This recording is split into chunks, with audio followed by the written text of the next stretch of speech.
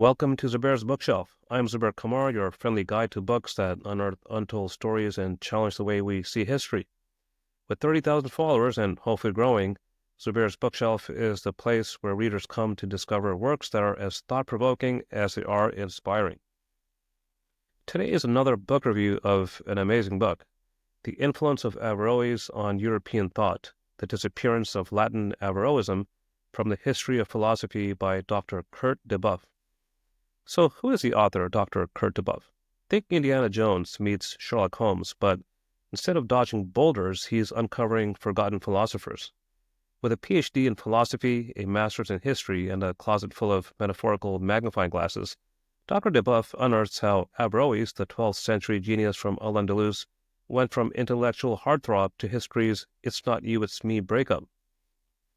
If Averroes were alive today, he'd definitely hire Dr. Debeuf as his PR manager, and even stylist who dresses in a way we can all aspire to.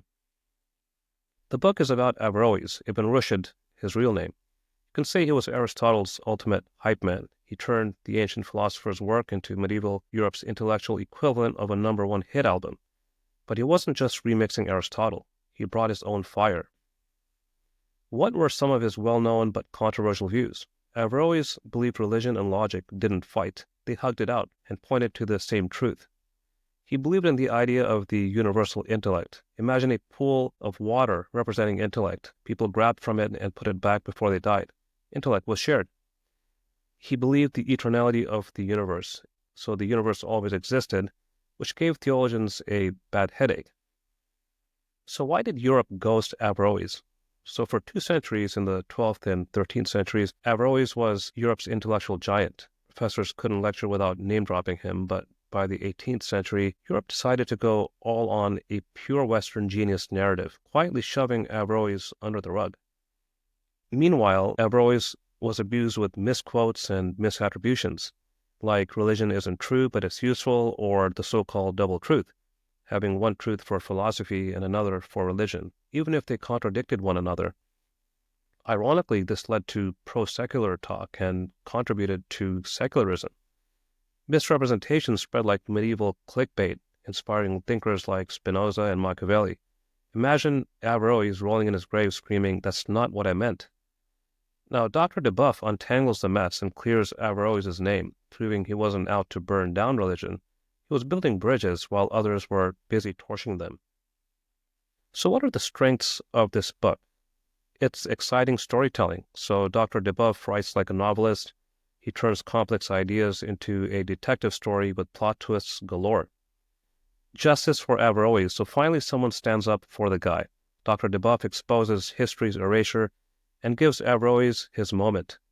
Timely takeaways. Averroes' ideas on faith, reason, and cultural exchange feel like the intellectual pep talk we all need in today's divided world.